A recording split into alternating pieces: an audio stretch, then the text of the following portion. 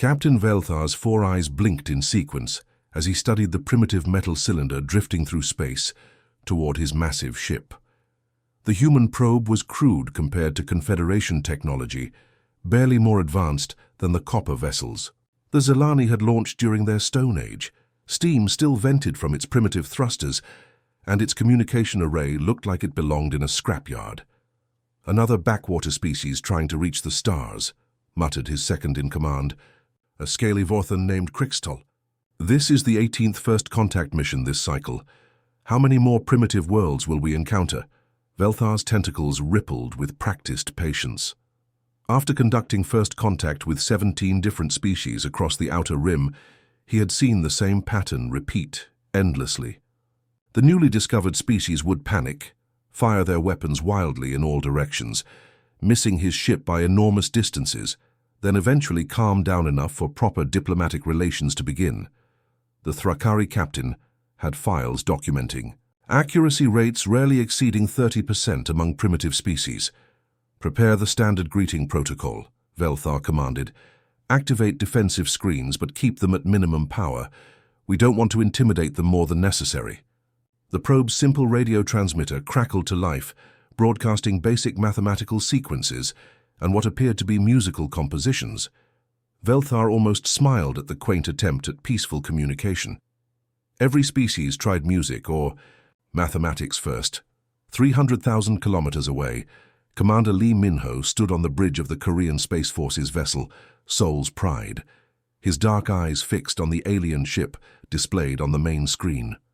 The massive vessel stretched, nearly 2 kilometers in length, its hull covered in smooth flowing curves that seemed to shift and shimmer in the starlight. Strange symbols pulsed along its sides in patterns that hurt to look at directly.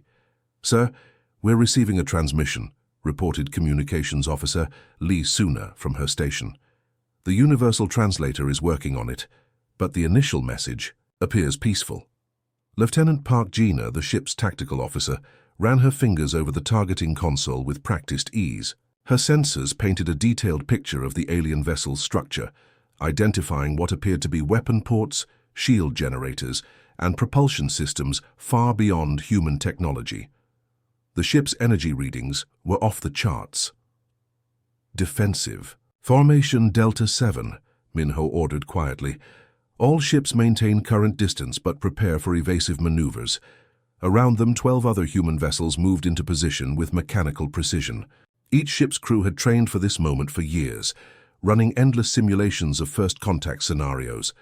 Lieutenant Kim Dae-ho at the weapons station kept his hands steady over the firing controls, his breathing calm and measured despite the historic significance of the moment. "Main batteries are powered and ready, sir," Dae-ho reported. "All targeting systems are online and locked onto optimal firing solutions." The alien transmission continued, now including what seemed to be star charts and peaceful mathematical equations. The Universal Translator finally processed enough data to produce readable text on the main screen. "Greetings, inhabitants of the third planet. We are the Galactic Confederation. We come in peace to welcome you into the greater community of intelligent species." Minho nodded slowly. Standard first contact procedure dictated cautious optimism, mixed with defensive readiness. Earth's military had prepared for this day since the first radio telescopes detected organized signals from deep space. Aboard the stellar Dawn, Velthar watched his sensors track the human fleet's movements. The primitive vessels moved with surprising coordination, maintaining perfect formation while keeping their primitive weapons trained on his ship.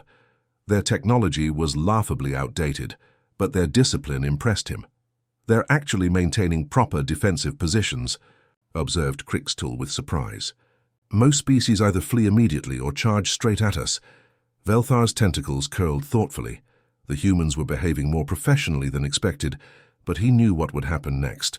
When tensions inevitably rose, they would panic and begin firing wildly, missing his ship by vast distances while exhausting their limited ammunition. The Confederation had documented this pattern across dozens of first contact scenarios. "Maintain peaceful broadcasting," Velthar ordered. "Let them adjust to our presence gradually."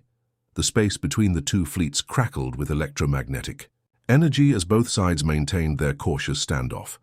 Human ships held their positions with military precision, while the alien vessel continued broadcasting peaceful intentions in increasingly sophisticated mathematical languages. Neither side realized they were about to discover something that would revolutionize the galaxy's understanding of warfare forever. The Confederation was about to encounter the first species in recorded history that had spent millions of years perfecting the art of hitting exactly what they aimed at every single time. The stage was set for a demonstration that would reshape interstellar relations across the known galaxy. The diplomatic talks had been progressing smoothly for 3 days when everything changed. Commander Lee Minho was reviewing cultural exchange proposals with Captain Velthar when the bridge alarm system suddenly screamed to life. Red warning lights bathed the command center of Soul's Pride as sensor arrays detected massive energy signatures approaching from deep space. Multiple contacts incoming, Lieutenant Park Gina announced, her voice tight with tension. 12 vessels, configuration unknown, but they're big, really big. Through the bridge viewports, the new arrivals became visible as dark shapes blotting out the stars. These ships looked nothing like the elegant curves of the Confederation vessel. Instead, they bristled with weapon arrays, their hulls covered in aggressive spikes and angular armor plating that seemed designed purely for intimidation. Each vessel was larger than the human fleet combined. Captain Velthar's 4 eyes widened in alarm as he recognized the newcomers. Zorhai Raiders, he transmitted urgently to the human fleet. This is extremely dangerous. They are not part of the Confederation. The lead Zorhai vessel, a massive dreadnought painted in blood-red war colors, powered up its communications array. The transmission that followed made every translator unit crackle with static from the sheer aggression. In the alien voice, "I am War Chief Thakron of the Crimson Talon Fleet," the voice boomed across all frequencies.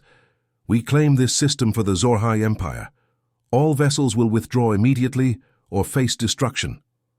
Lieutenant Kim Daeho's hands moved instinctively to his weapon controls as the tactical display lit up with targeting solutions.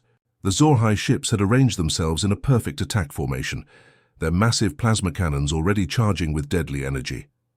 War Chief Thakron's next transmission was directed specifically at the human fleet. "Pathetic metal insects," he snarled. "Your primitive weapons cannot harm vessels of the Zorhai. Surrender your world now, and we may allow some of your species to live as servants." Commander Minho's jaw tightened, but his voice remained perfectly calm. "This is Commander Lee Minho of the Korean Space Forces. Earth is under our protection. We suggest you reconsider your aggressive stance."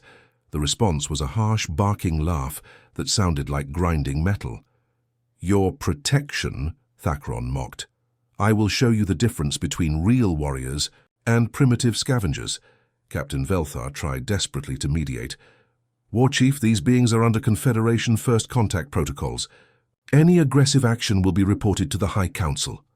"The High Council are weak fools," Thakron spat. "Watch and learn how the Zorhai deal with inferior species." The War Chief's flagship rotated slowly, bringing its main plasma cannon to bear on a large asteroid floating roughly 50,000 kilometers away. The weapon charged with an ominous red glow that grew brighter and brighter until it hurt to look at directly. "Observe the power of true warriors," Thakron announced. The plasma beam that erupted from the Zorhai vessel was absolutely massive. A column of superheated energy that stretched across space like a spear of liquid fire. It struck the target asteroid dead center, and the entire rock simply ceased to exist. One moment, there was a mountain-sized chunk of stone and metal. Next, there was only expanding clouds of glowing plasma and debris. "Impressive destruction," Thakron broadcast triumphantly. "Now imagine that same power turned against your fragile ships. Surrender immediately or share that asteroid's fate." The Zorhai fleet powered up additional weapons, their ships bristling with energy, as dozens of plasma cannons and missile tubes prepared for battle. The space around them crackled with deadly potential. Commander Minho studied the display quietly, for a moment, then opened a channel to both alien fleets. "That was indeed impressive," he said diplomatically. "However, we would like to demonstrate our own capabilities before making any decisions." War Chief Thakron's laughter was even harsher this time. Your capabilities? I have seen the weapons of 100 primitive species. You will fire wildly, miss completely, and then beg for mercy. Perhaps, Minho replied calmly. Lieutenant? Park, please select 3 targets for demonstration purposes. Lieutenant Park Gina's fingers danced across her targeting console with practiced precision. Her sensors identified 3 separate asteroids at varying distances, the closest being 70,000 kilometers away, more than twice the distance of Thakron's target.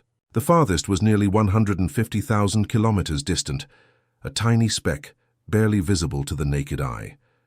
Targets acquired and locked, she reported. Solutions calculated and distributed to the fleet. Lieutenant Kim Dae-ho coordinated, with the weapons officers aboard Busan's Hammer and Incheon's Sword, the 2 other Korean vessels selected for the demonstration. The 3 ships adjusted their positions slightly, their main energy weapons rotating to optimal firing angles. All vessels report ready, sir, Dae-ho announced. Commander Minho raised his hand slowly, then dropped it with military precision. Fire! 3 brilliant beams of coherent energy erupted simultaneously from the human vessels. The weapons weren't as flashy as the Zorhai plasma cannon, but they moved with deadly purpose across the vast distances of space. Each beam struck its target with mathematical precision, and all 3 asteroids simply vanished in brief, brilliant flashes of light. The silence that followed was deafening. War Chief Thakron's mocking laughter died completely as his senses confirmed what his eyes had witnessed. Every single shot had hit its mark perfectly, despite distances that should have made accurate targeting impossible. Captain Velthar stared at his readings in complete shock, his tentacles trembling as he processed the implications of what he had just seen. Captain Velthar's 4 eyes blinked rapidly as he stared at the impossible data streaming across his sensor displays. His tentacles trembled as he ran the calculations again and again, hoping to find some error in the readings. The numbers didn't lie, but they defied everything he knew about warfare in the galaxy. The human weapons had compensated for 17 different variables simultaneously. Solar wind pressure, gravitational wells from 3 different planetary bodies, the rotation of their own ships, the movement of the target asteroids, electromagnetic interference from nearby gas clouds, and a dozen other factors that would challenge even Confederation targeting computers. Yet somehow these primitive beings had calculated perfect firing solutions in seconds. Emergency conference. Velthar transmitted to both fleets, his voice shaking. All commanding officers, immediate. Consultation required. Within minutes, holographic projections flickered to life in the communication chamber. Commander Lee Minho appeared first, calm and professional as always. War Chief Thakron's image materialized next, but the aggressive Zorhai warrior looked stunned, his usual arrogant demeanor completely absent. Captain Velthar, Minho said politely, is there something we can help clarify? Velthar's translator struggled to convey his bewilderment. Commander, your weapons performance. How is this level of accuracy possible? Our computers show you compensated for gravitational interference from Jupiter, solar radiation pressure, and the orbital mechanics of 17 different objects. The targeting solutions were mathematically perfect. Commander Minho tilted his head slightly, genuinely confused by the question. Captain, this is standard military training. Every officer in our space forces must demonstrate these capabilities before graduation. He turned to his tactical officer. Lieutenant Park, what was your accuracy rating at the academy? 98.7%, sir, Park Gina replied, matter-of-factly, as if discussing the weather. I was disappointed not to achieve 99%, but the final exam included some challenging atmospheric interference calculations. War Chief Thakron's massive frame shifted uncomfortably. In his long military career, the Zorhai warrior had conquered dozens of worlds, and even his elite gunners rarely achieved better than 70% accuracy under ideal conditions. The idea of primitive beings routinely exceeding 98% seemed impossible. You must be using advanced targeting computers, Thakron insisted. No organic being can calculate such complex firing solutions. Lieutenant Kim Dae-ho's voice came through the communication link. Actually, War Chief, our targeting computers assist with range finding, but the firing solutions are calculated manually. It's part of our basic training. Captain Velthar felt his world understanding shift fundamentally. Manually? You calculated those targeting solutions in your heads? Well, not entirely in our heads, Minho admitted. We use basic calculators for the more complex orbital mechanics. But yes, the fundamental principles are taught to every soldier in our military. The Thrakari captain's tentacles writhed in distress.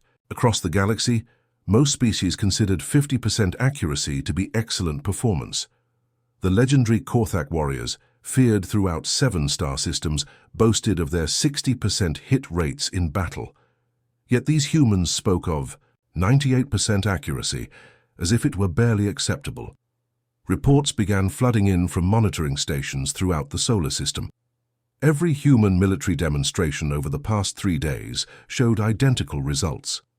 Ships stationed near Mars had conducted gunnery practice, achieving perfect scores against moving targets at extreme range. The lunar defense platforms had demonstrated their capabilities by precisely destroying incoming meteoroids without damaging the research stations nearby. A Confederation observation post near Saturn transmitted footage of human patrol vessels conducting routine exercises. The small ships wove through the planet's ring system, their weapons picking off ice chunks with surgical precision while navigating through debris fields that would challenge experienced pilots. Not a single shot missed its intended target. "This is impossible," muttered Krixtol, Velthar's second-in-command. "No species in Confederation records has ever demonstrated such consistent accuracy." Commander Minho seemed puzzled by their amazement. "Captain, may I ask what accuracy rates are considered normal in your military forces?" Velthar hesitated, embarrassed to admit the truth. "Our best gunners achieve approximately 60 to 70% accuracy under optimal conditions. Most species average between 40 and 50%. The silence that followed was profound. Lieutenant Park Gina's voice broke the quiet. "Sir, are they saying that missing targets is normal for their militaries?" "It appears so, Lieutenant," Minho replied thoughtfully. "Captain Velthar, is this why you expected us to fire wildly during first contact?" The Thrakari captain's embarrassment was visible even through the holographic projection. "Every species we've encountered fires dozens of shots hoping to hit their targets. We assumed this was universal behavior among developing civilizations." War Chief Thakron finally found his voice again, though it lacked his earlier aggression. "In Zorhai tradition, warriors who achieve 60% accuracy in battle are decorated as heroes. Our greatest legends speak of champions who could hit their target 7 times out of 10 attempts." 7 out of 10? Lieutenant Kim Daeho sounded genuinely confused. "Sir, wouldn't that be considered a failing grade in basic training?" Commander Minho nodded slowly. "Kim is correct. Our minimum passing standard for weapons qualification is 95% accuracy. Anything below that requires additional training." The implications began to sink in across both alien fleets. The humans weren't just accurate by coincidence or luck. Their entire military doctrine was built around the assumption that every shot would hit its intended target. They didn't plan for missed shots because missed shots simply didn't happen in their experience. Captain Velthar realized he was witnessing something unprecedented in galactic history. Every military engagement, every tactical doctrine, every strategic plan across the known galaxy was based on the fundamental assumption that most weapons fire would miss its target. Entire battle formations were designed around the idea that overwhelming firepower was necessary to ensure a few shots would connect. But humans operated under completely different assumptions. They didn't need overwhelming firepower because every shot counted. They didn't need massive fleets because smaller forces could achieve the same results with perfect precision. They had evolved warfare itself into something unrecognizable. The Zorhai fleet remained ominously silent, their weapons powered down, as War Chief Thakron contemplated the implications of facing enemies who literally never missed. Dr. Zefkin's crystalline form pulsed with excitement as he transmitted his findings to the Confederation Council chambers. The ancient Zalari scientist had spent decades studying the evolutionary patterns of warrior species across the galaxy, but nothing had prepared him for what he discovered about human development. Council members. His voice resonated through the quantum communication network. I present the most extraordinary evolutionary case study in our records. The humans of Earth have been developing projectile accuracy for over 2 million years. The holographic displays in the council chamber lit up with prehistoric images from Earth's surface.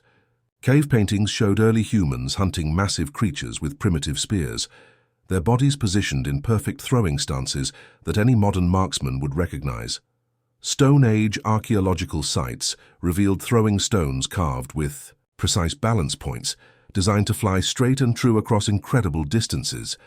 Observe their technological progression, Dr. Zefkin continued, his excitement causing his crystalline body to glow brighter. Every advancement built upon their natural abilities, rather than replacing them. The display shifted to show the evolution of human weapons. Simple thrown rocks became balanced spears. Spears evolved into arrows, launched from increasingly sophisticated bows. Arrows led to bullets fired from rifles with deadly precision. Each technological leap enhanced accuracy rather than compensating for poor aim. Council leader Morthak, an ancient Vorthan whose scales had turned silver with age, studied the data with growing disbelief. Dr. Zefkin, are you suggesting that humans have been practicing warfare continuously for millions of years? Not just warfare, Council leader, the scientist replied eagerly. Their recreational activities are even more revealing. The holographic display now showed modern human sports. Basketball players launching balls through hoops from impossible angles. Baseball pitchers throwing spheres at tremendous speeds with pinpoint accuracy. Archers hitting targets the size of coins from hundreds of meters away. Dart players casually tossing tiny projectiles into precise sections of circular boards. Every single human recreational activity reinforces precision targeting skills, Dr. Zefkin explained. What we consider miraculous accuracy, they practice for entertainment. Meanwhile, aboard the diplomatic station established near Earth's moon, a cultural exchange was taking place that would further astound the alien observers. Lieutenant Kim Dae-ho stood in the station's recreational area, surrounded by fascinated alien scientists and military officers from a dozen different species. The human officer had been asked to demonstrate typical Earth recreational activities.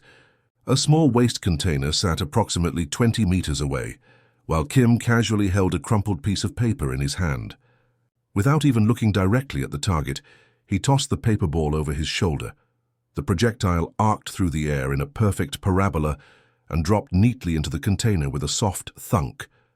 The alien observers erupted in amazed chittering, clicking, and harmonic vibrations that served as applause in their various species. Captain Velthar's 4 eyes were wide with wonder, while War Chief Thakron's massive frame trembled with what might have been fear or awe. "How did you calculate the trajectory?" demanded Dr. Quixhal, a spider-like mathematician from the Arachnis Collective. "The gravitational variables, air resistance, rotational vectors?" Kim Dae-ho looked genuinely puzzled by the question. "I didn't calculate anything, I just threw it." He shrugged casually. "Anyone can do this. It's basic hand-eye coordination." "Anyone?"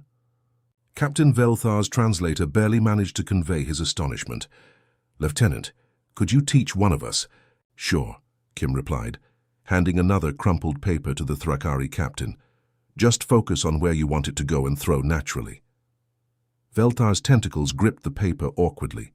He studied the distant container, calculating angles and trajectories with his advanced neural implants. After nearly a full minute of preparation, he threw the projectile with all the precision his species could muster. The paper ball sailed wide, missing the container by at least 3 meters. Kim watched sympathetically. "Don't think so hard about it, Captain. Trust your instincts." "Instincts," Velthar replied in confusion. "My species evolved in ocean environments. We have no instincts for projectile accuracy." The revelation hit the assembled aliens like a physical blow. Dr. Zefkin's earlier research suddenly made perfect sense. Most galactic species had evolved in environments where projectile weapons offered no significant advantage. Aquatic species like the Thrakari relied on close-range attacks. Flying species like the Terrans used aerial maneuvers. Underground dwellers, Like the mole rats depended on ambush tactics, only humans had evolved as persistence hunters on wide-open plains, where the ability to hit distant targets with thrown weapons meant the difference between eating and starving. Their entire evolutionary development had been shaped by the need for perfect accuracy. Lieutenant Park Gina joined the demonstration, effortlessly sinking shot after shot into various containers placed around the room. In human primary education, she explained, children begin practicing accuracy skills around age 5. By adolescence, most can hit targets consistently at considerable distances. For your children, War Chief Thakron's voice was barely a whisper. Your offspring possess accuracy skills that surpass our finest warriors. Well, yes, Park replied matter-of-factly. It's considered basic development. Children who struggle with hand-eye coordination receive additional training until they meet standard proficiency levels. Dr. Zefkin's voice crackled through the communication system with new urgency.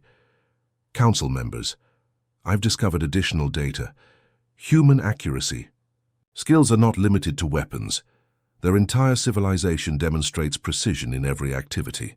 The display showed human surgeons performing delicate operations, their hands steady to the microscopic level. Engineers assembling complex machinery with perfect alignment. Artists creating detailed works that required incredible fine motor control.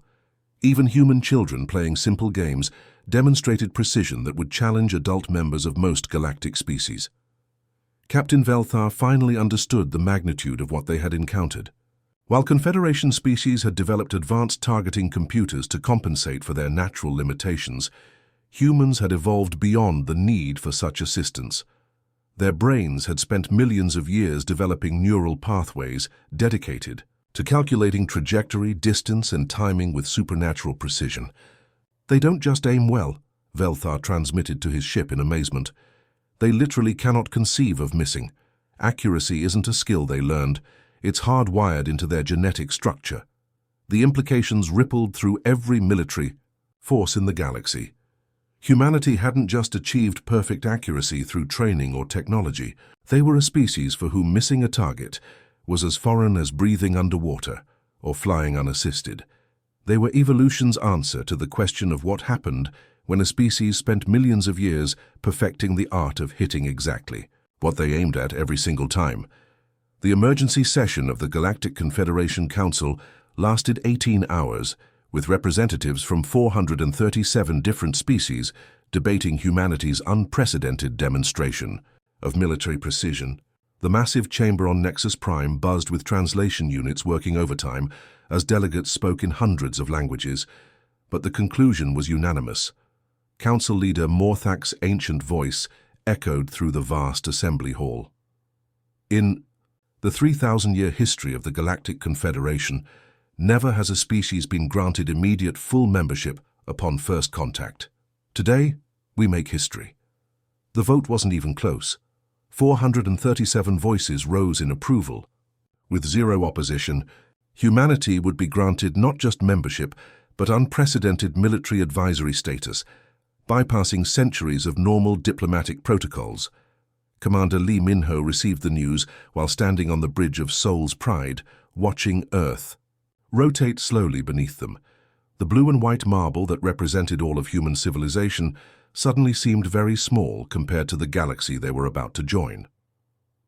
Admiral Minho, the communication came directly from the council chambers. The Confederation formally requests that you establish and command the first human precision strike force. Within weeks, everything changed. Admiral Minho found himself overseeing the construction of a massive space station in Earth's orbit, designed to serve as headquarters for the new joint military force. The structure was a marvel of both human engineering and alien technology, bristling with the most advanced weapon systems the galaxy could provide, but all calibrated to human precision standards.